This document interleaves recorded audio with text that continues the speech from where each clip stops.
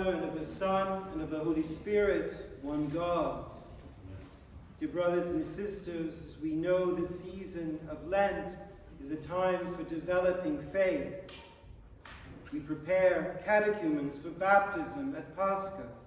We renew our own baptismal covenant and faith during this journey through Lent and Holy Week, as we recommit ourselves to live according to the pattern of Christ in his saving Pascha.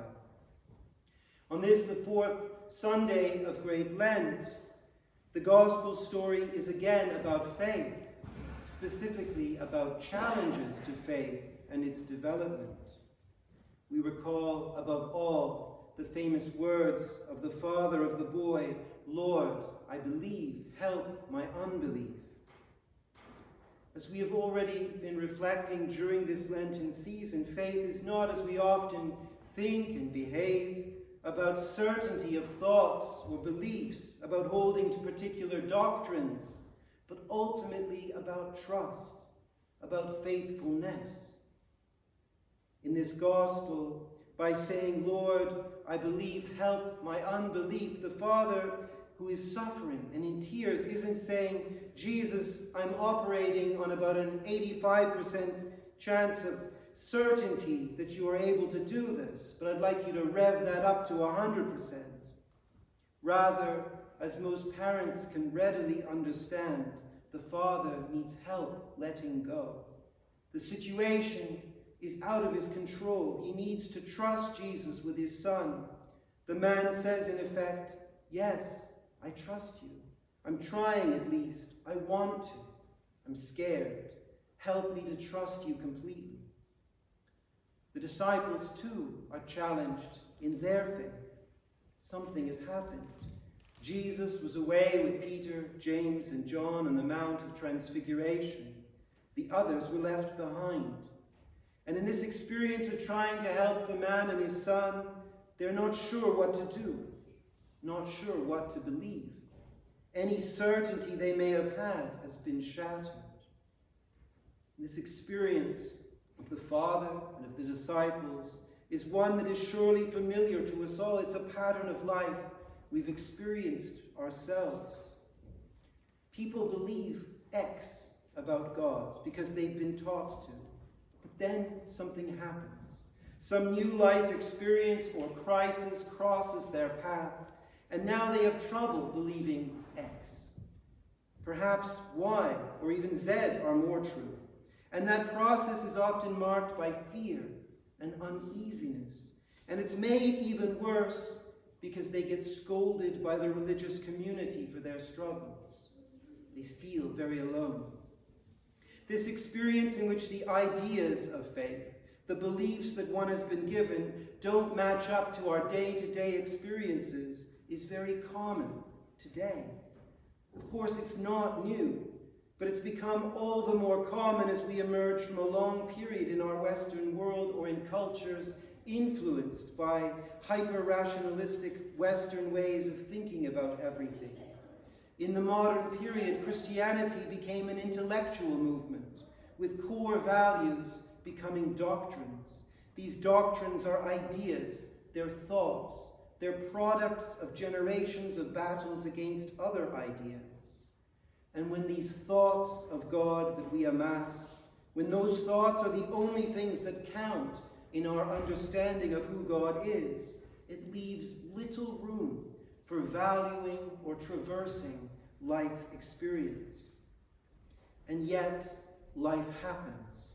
And these experiences challenge our thoughts about God.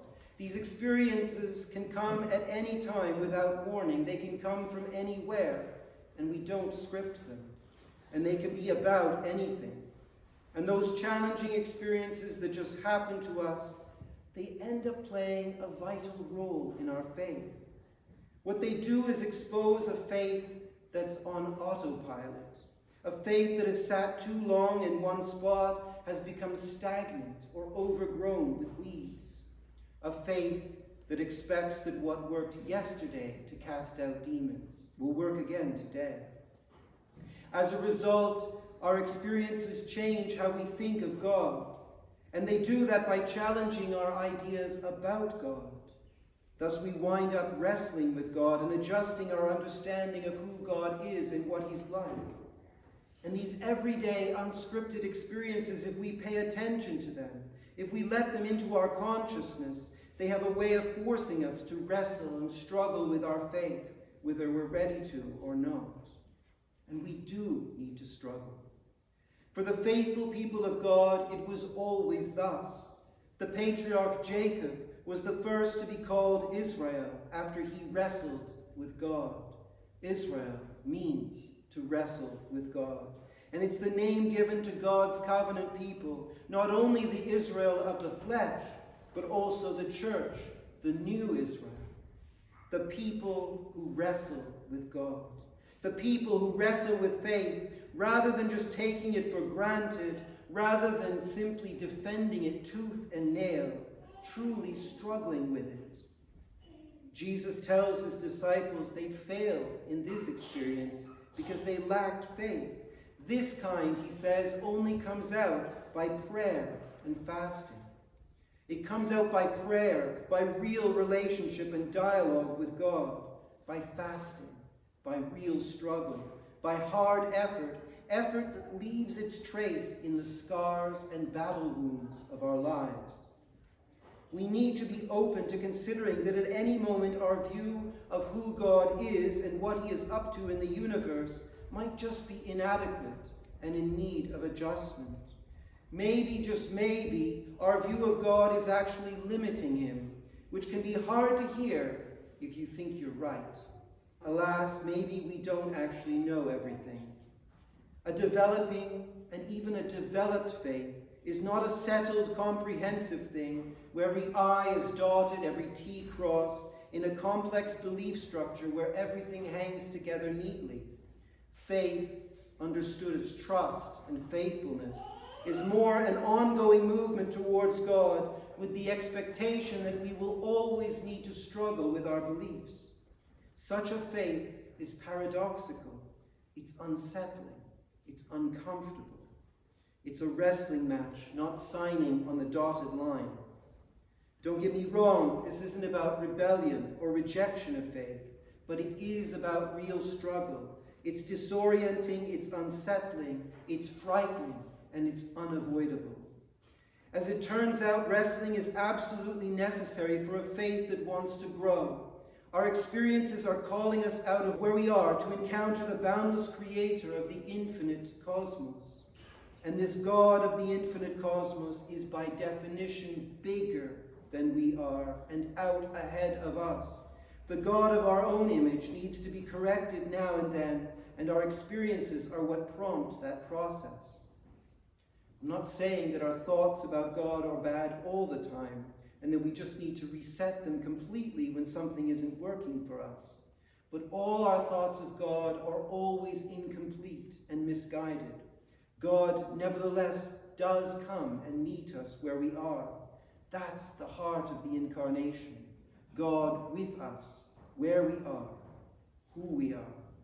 Our beliefs about God as we move through the stages of our lives are adequate and sufficient for the moment, but at some point, because we're human and growing and maturing all the time, the beliefs that once serve us so well eventually come up short because something happens.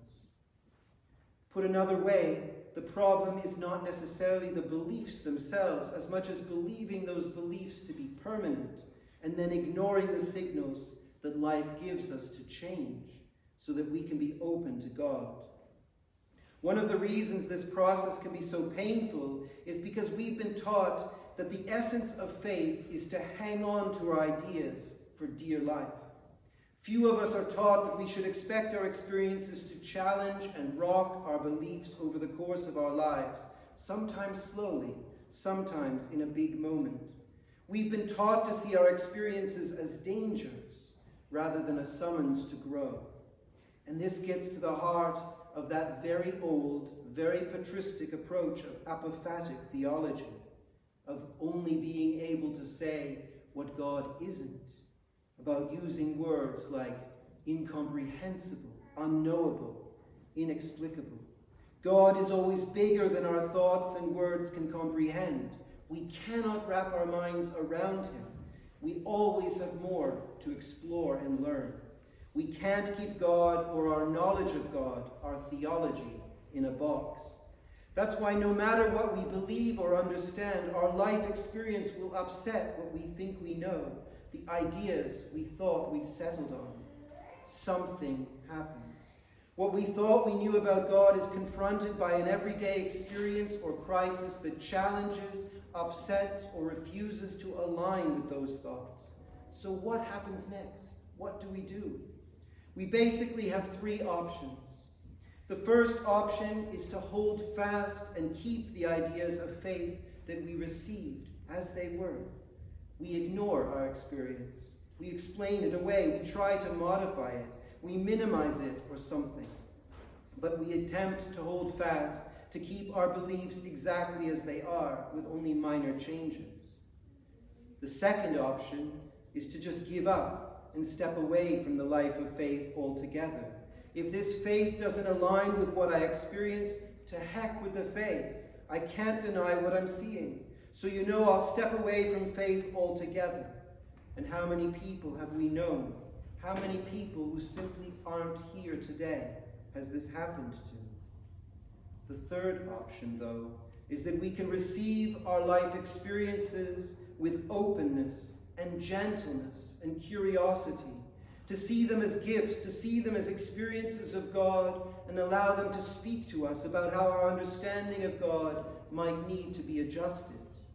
This third option is to accept the challenge of what our experiences are telling us, and to see that the wrestling that results is an expression of faith in a mysterious God who is both knowable and at the same time veiled. This path of faith, again, is not easy, but it reminds us that the God we speak of in our faltering manner remains truly beyond our words and thoughts, always bigger than we are, always out in front of us, which is where God rightly belongs, in front of us, rather than being captive to the limits of our minds. We might perhaps express these three options, these three ways of responding to the crises of our life experience with an image. Consider, let's say, a ladder. We might call it a ladder of divine ascent. And it's obviously a ladder we're meant to climb. But sometimes, option one, we simply cling desperately to a single rung and we fail to move forward. Or option two, we're tempted to jump or be pulled off. There's a lovely icon that depicts just that. It's only option three, where life experiences challenge us to grow and develop our faith, our trust in God, in which we are actually ascending the ladder. Let us learn this Lent that our challenging life experiences are not the enemy of faith, and nor should they be clipped and trimmed to fit our existing ideas of God. Let us embrace those experiences which are actually calling us to expand our notions of God beyond where we are at the moment. Because again, God is always bigger than anything we believe and always out ahead of us. Rather than feeling fear or being shamed over the fact that our faith is evolving, maybe we can see that the God of the infinite universe nevertheless embraces us, our humanity, and understands our human predicament and is working with it. And so it's okay to try to understand, to say, I don't know, I don't understand. Lord, I believe, help my unbelief. The ancient Christian faith actually has ample room to allow us to sit with our experiences, to ask questions rather than herd everything into a pen and to make it all stay and behave. God not only can handle our experiences, but God works with them to move us along.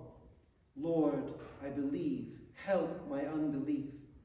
Through the prayers of St. John of the monastery of Mount Sinai, the author of the Ladder of Divine Ascent, to whom this fourth Sunday of Lent is dedicated, may we embrace this ever-evolving and developing faith and true faithfulness in God.